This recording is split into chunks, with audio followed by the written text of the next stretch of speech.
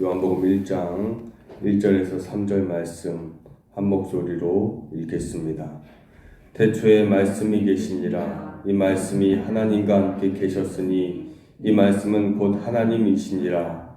그가 태초에 하나님과 함께 계셨고 만물이 그로 말미암아 지은 바 되었으니 지은 것이 하나도 그가 없이는 된 것이 없느니라. 아멘. 중국 선교의 아버지라 불리는 민노아 목사님이라고 계십니다. 그의 본 이름은 프레드릭 밀러인데요. 그는 미국에서 갓 결혼해서 낯선 한국 땅에 왔는데 그때까지 자식이 없어서 참 쓸쓸했다고 합니다. 그리고 자식을 기다리던 중에 입국 6년 만인 1898년 11월에 첫 아들을 낳았습니다. 그런데 그 아들이 한국의 열악한 환경과 위생을 이기지 못하고 결국 죽고 맙니다. 그렇게 자식을 잃은 그 아픔이 또 사라져갈 때쯤 둘째 아들을 임신하게 됩니다. 그런데 1902년 3월 둘째 아들이 태어난 그때 하루 만에 그 아이마저 세상을 금방 떠납니다. 둘째 아들을 잃은 뒤 1년 뒤에 1903년 6월에 사랑하는 아내도 38세의 젊은 나이에 세상을 떠났습니다. 조선 땅에서 두 아들과 아내를 잃어버린 모든 일을 지켜보던 이 조선 사람들이, 한국 사람들이 민노아 선교사에게 조롱 섞인 질문을 합니다. 도대체 당신이 전하는 예수가 누구이기에 이렇게 스스로 힘든 길을 가려 하는가? 그러자 선교사가 응답 대신 찬양을 지어 부르기 시작했습니다. 그 찬양이 오늘 부른 찬송가 96장 예수님은 누구신가 하는 찬양이죠. 예수님은 누구신가? 우는 자의 위로와 없는 자의 풍성이며 전한 자의 높임과 잡힌 자의 노임되고 약한 자의 강함과 눈먼 자의 빛이시며 병든 자의 고침과 죽은 자의 부활되고 추한 자의 정함과 죽을 자의 생명이며 죄인들의 중보와 멸망자의 구원되고 온 교회의 머리와 온 세상의 구주시며 모든 왕의 왕이요 심판하실 구원되고 우리 영광 되시네. 아멘. 민노아 목사는 자신의 슬픈 감정이나 어려움을 참아내려 하거나 또 이것을 해명하기보다 예수님의 위대하심을 찬양으로 표현해서 주변 조선 사람들에게 복음을 증거하였습니다. 그리고 그는 1937년 생을 마칠 때까지 청주에서 문서 사역을 했고 지금 그의 뼈는 여전히 청주에 묻혀 있습니다. 민노아 목사님은 예수님을 누구신가를 이 땅에 전하기 위해서 맡겨진 십자가를 잘 감당했다는 것을 이 이야기를 통해서 우리가 알게 됩니다. 같은 의미에서 오늘 말씀은 예수님은 누구신가 하는 내용입니다. 오늘 요한복음 1장의 말씀을 통해서 예수님을 우리가 바로 알게 되는 시간이 되며 이 땅에 오신 예수님을 통해서 은혜를 얻는 시간 되기를 진정으로 소망합니다. 특별히 오늘 본문의 첫 번째는 예수님은 말씀이시라는 것입니다. 창세기 1장 1절에 보면 태초에 하나님이 천지를 창조하셨다 기록됩니다. 태초에 하나님이 계셨습니다. 태초에는 하나님만 계셨고 아무것도 없었습니다.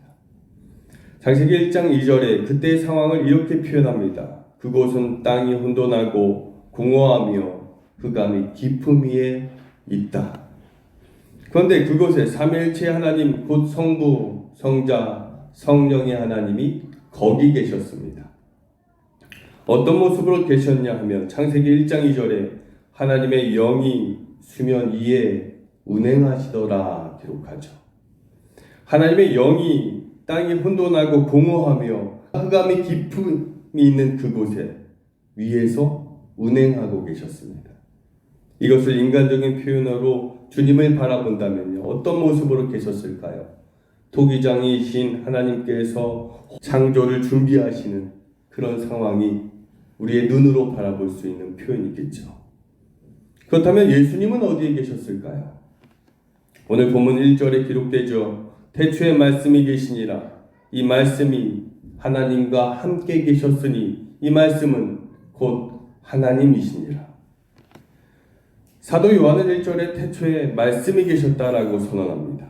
그런데 여기서의 말씀은 우리가 입술로 말하는 그 말에 대한 말씀이 아닙니다. 여기서 뜻하는 말씀은 우리와 다른 생명을 일으키는 말씀입니다. 무에서 유를 창조하는 말씀이고 생명이 없는 것에 생명을 더하는 말씀인 것입니다. 특별히 요한일서 1장 1, 2절에 이렇게 기록됩니다. 태초부터 있는 생명의 말씀에 관하여는 우리가 들은 바요, 눈으로 본 바요, 자세히 보고 우리의 손으로 만진 바라. 태초부터 있던 생명의 말씀은 우리가 귀로 듣고 눈으로 보고 손으로 만져보았던 예수 그리스도를 말씀하고 있는 것입니다. 이것을 다시 정리해 볼까요? 요한복음 1장 2절에 예수님은 태초에 하나님과 함께 계셨습니다. 태초부터 예수님은 하나님과 성령님과 동등한 한 분으로서 계셨음을 선포합니다. 그런데 그런 하나님께서 이 땅에 인간들의 구원을 위해서 이 땅에 내려오셨다는 사실이에요. 빌립보서 2장 6절에서 8절에 말씀합니다. 그는 근본 하나님의 본체시나 하나님과 동등됨을 취할 것으로 여기지 아니하시고 오히려 자기를 비워 종의 형체를 가지사 사람들과 같이 되셨고 사람의 모양으로 나타나사 자기를 낮추시고 죽기까지 복종하셨으니 곧 십자가에 죽으심이라. 그런데 이런 예수님을 많은 사람들이 부인합니다. 예수님이 하나님이 아니심을 부인합니다. 석가모니와 공자와 맹자 등의 사람으로 어떤 성인으로 분류합니다. 그런데 성경은 예수께서 2000년 전에 갑작스럽게 이 세상에 불쑥 나타나신 분이 아님을 증명하고 있습니다. 예수께서는 태초에 이미 하나님으로서 계셨고 우리를 죄에서 자유하게 하시고 구원받게 하시려고 사람의 모양으로 우리에게 와주셨다는 사실입니다.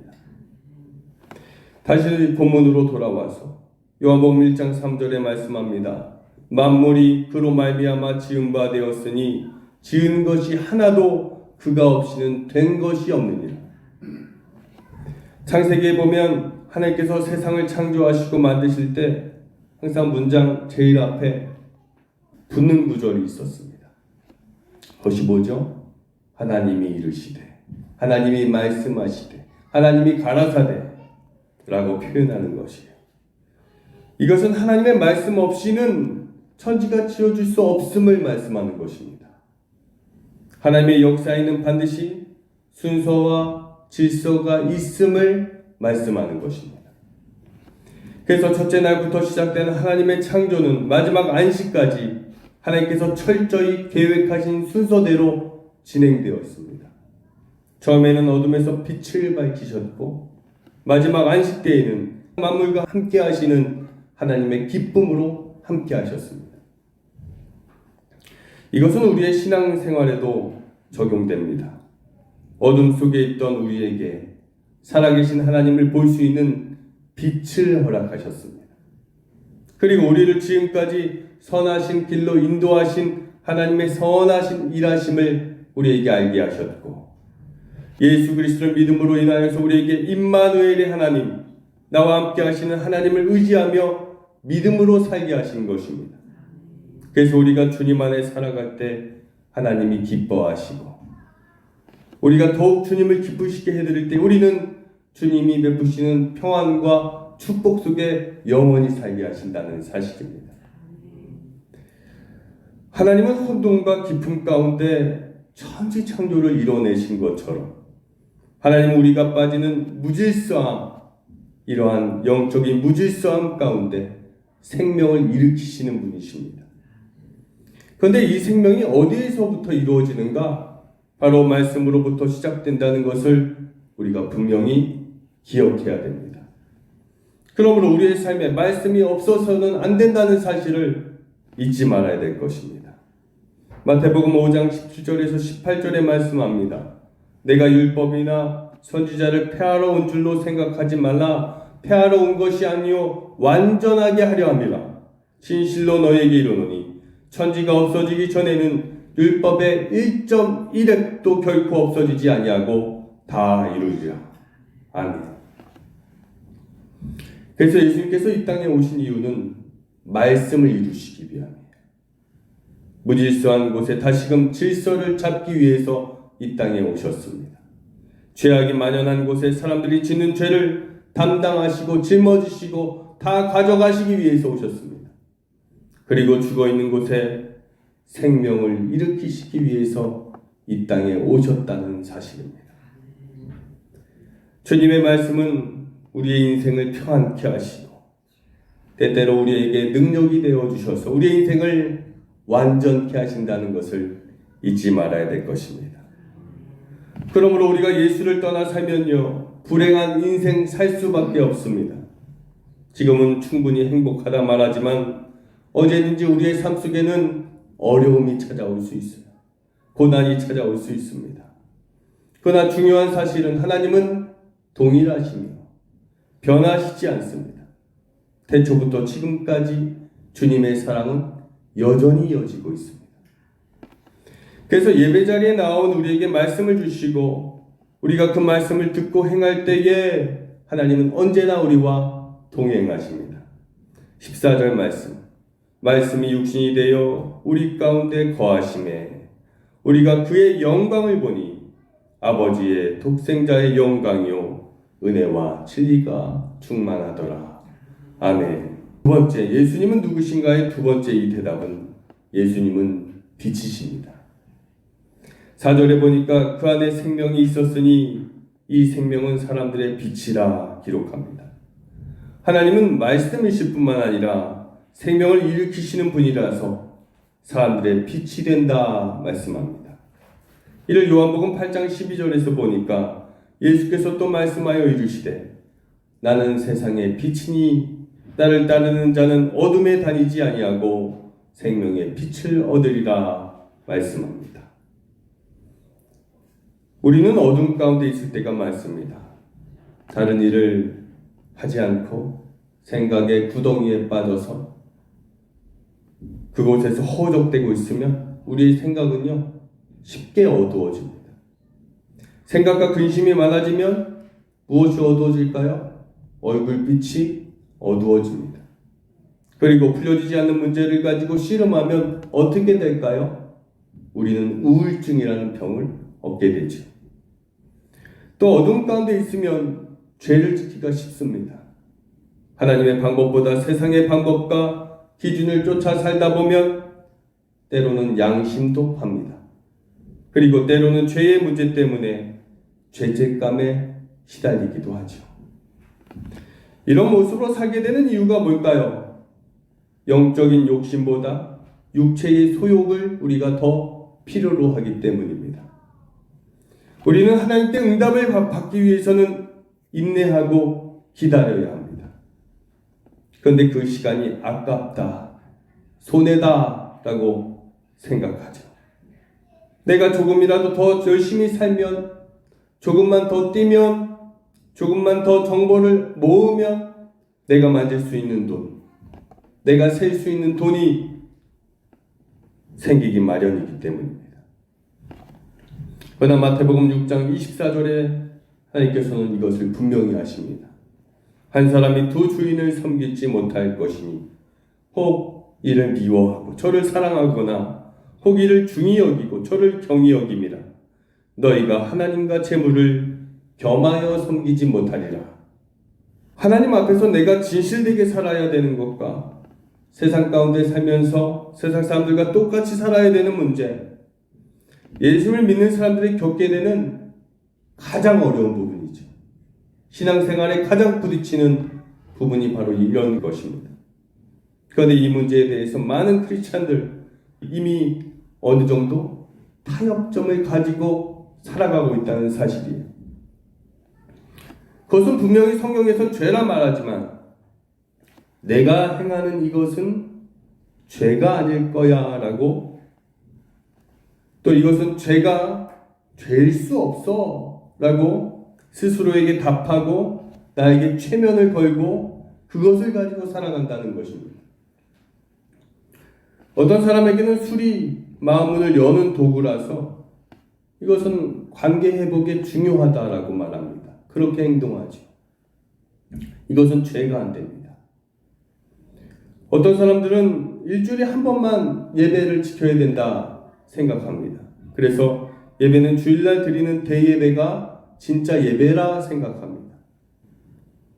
또 기도는 안 해도 된다 생각해요. 왜일까요? 하나님이 이미 우리의 마음을 아시니까요. 어차피 아시잖아요. 우리는 믿음 생활하면서 가장 중요한 것을 항상 놓칩니다. 우리가 지금 대체 누구를 믿고 있는가? 이것을 놓칩니다. 5절에 보니까 빛이 어둠에 빛이 돼 어둠이 깨닫지 못하도다 라고 기록합니다. 여기서 빛이 돼 라는 표현은 과거로 이미 지나간 것이 아니라 현재도 계속 비치고 계시다는 것을 의미하죠. 이 빛은 이 세상이 창조된 때부터 지금까지도 여전히 세상을 비추고 계십니다. 하나님께서 세상을 창조하실 때 주께서 성령의 호흡으로 준비하시며 만들어질 우리를 바라보셨던 그때처럼 하나님께서 여전히 긍휼하심으로 이 세상을 바라보고 품고 계시다는 사실을 우리가 기억해야 됩니다. 그리고 9절에서 말씀하시듯이 참 빛 그 세상에 와서 각 사람에게도 비추고 계십니다. 모든 문제를 해결할 방법을 스포트라이트로 비추고 계십니다. 그것은 세상 속으로 오신 하나님을 믿고 세상 속에 계시던 예수님의 삶을 본받고 살아가는 것입니다. 이것이 해결의 열쇠요, 해결의 방법입니다. 그런데 사람들은 여전히 생명 없는 삶을 살아갑니다. 빛이 없는 어두운 신앙생활을 하고 있습니다. 왜 이런 삶을 사는 것일까요? 그것은 진리를 찾고 은혜를 얻길 바라면서 내 인생에 예수님이 없이 살 때가 너무나 많기 때문입니다. 그리고 하나님께서 원하시는 방법보다 내 뜻대로 사는 게 더 좋기 때문이에요. 그래서 인생의 답을 찾고자 내 답답한 문제와 어려움을 극복할 빛을 찾아 헤매지만 우리가 찾는 것은 뭘까요? 정작 엉뚱한 것을 찾습니다. 내가 좋아하는 것을 찾습니다. 내 생각에 따른 것을 찾습니다. 이러한 것들을 빛으로 여기고 하나님 앞에 난 잘하고 있어 착각하는 그런 신앙생활을 하는 것입니다. 그런 인생이 5절처럼 빛이 어둠에 빛이 돼 어둠이 깨닫지 못하는 인생 되고 있는 것입니다. 빛이 아무리 어둠을 비추지만 어둠이 밝아지지를 못하고 있습니다. 아무리 하나님께서 우리에게 말씀하시지만 우리가 변하지 않고 있습니다. 그 이유는 우리가 예수님 없는 삶을 살기 때문입니다. 내가 예수님을 믿고 있다라고 말하지만 정작 우리 인생에는 예수님이 없습니다. 예수님이 살아서 우리 안에 계시지 않은 인생은 어두울 수밖에 없습니다. 힘이 없고요, 활력이 없고요, 능력이 없습니다. 어둠을 이겨낼 수가 없습니다. 예수님이 오시던 그 시기에도 이스라엘 백성들은 여전히 어둠을 이기지 못하고 있었습니다. 그런 가운데 예수님께서 오시기 전에 하나님께로부터 보내심을 받은 한 사람이 있었죠. 그 사람의 이름은 바로 요한입니다. 이 당시에 요한이라는 이름이 굉장히 흔한 이름이었던 것 같아요. 그래서 우리는 이 요한을 다른 사람들과 구분하기 위해서 세례 요한이라 부릅니다. 세례 요한이 하나님께 받은 임무는 두 가지입니다. 7절에 보니까 그가 증언하러 왔으니 곧 빛에 대하여 증언하고 모든 사람이 자기로 말미암아 믿게 하려 함이라. 그의 임무 첫 번째는 오실 빛에 대하여서 증언하는 것입니다. 그리고 두 번째는 모든 사람들이 이 빛을 믿게 만드는 것입니다. 이것이 세례 요한의 사명이었습니다. 그래서 세례 요한은 요단강 건너편 베다니의 사람들에게 메시아가 곧 오신다 라고 말하면서 그가 이 세상의 어둠을 밝힐 빛이라 선포합니다. 그리고 죄 가운데 있는 자들에게 회개하라, 천국이 가까이 왔다 라고 말하면서 정결케 되기를 바라는 사람들에게 물로 세례를 베풀어 주었습니다. 그런데 19절에 보니까요, 율법만 진리라 생각하는 율법주의자들과 종교로 정치하는 바리새인들이 몇몇의 제사장들과 레인들을 대표로 해서 세례 요한을 만나러 왔습니다. 이들이 요한을 지금 만나러 온 이유는 두 가지예요. 첫 번째는 지금 이 시국에 메시아를 선포하는 이 사람이 대체 누구인가 궁금해서 찾아왔고요. 두 번째는 백성들을 정결케 하는 것은 이 당시에 제사장만 하는 일인데 왜 월권하는지가 궁금해서 찾아왔습니다. 유대인들은 대부분 구약의 성경을 잘 알고 있습니다. 그러므로 메시아의 예언된 부분까지도 이미 잘 알고 있었겠죠. 말라기 4장 5절에 기록됩니다. 보라, 여호와의 크고 두려운 날이 이르기 전에 내가 선지자 엘리야를 너에게 보내리니. 그래서 이 말씀을 근거로요, 그들은 엉뚱하게도 요한에게 이런 질문을 합니다. 21절, 네가 예전에 선지자로 왔던 그 엘리야냐? 그리고 신명기 18장 15절에 보니까 내 하나님 여호와께서 내 형제 중에서 너를 위하여 나와 같은 선지자 하나를 일으키시리니 너희는 그의 말을 들을지니라. 이 말씀을 근거로 너가 모세와 같은 그 선지자냐라고 질문을 해요. 이 질문은 우리가 생각할 때도 너무나 어이가 없는 질문입니다. 그러므로 요한의 대답 역시 나는 엘리야도 아니요 선지자도 아니요 라고 대답합니다. 그런데 이런 문제에 대해서 궁금한 사람들이 또 있었다는 사실이에요. 그들은 예수님의 제자들이었습니다. 마태복음 17장에 보면 예수님께서 베드로와 야고보와 요한을 데리고 변화산에 오르십니다.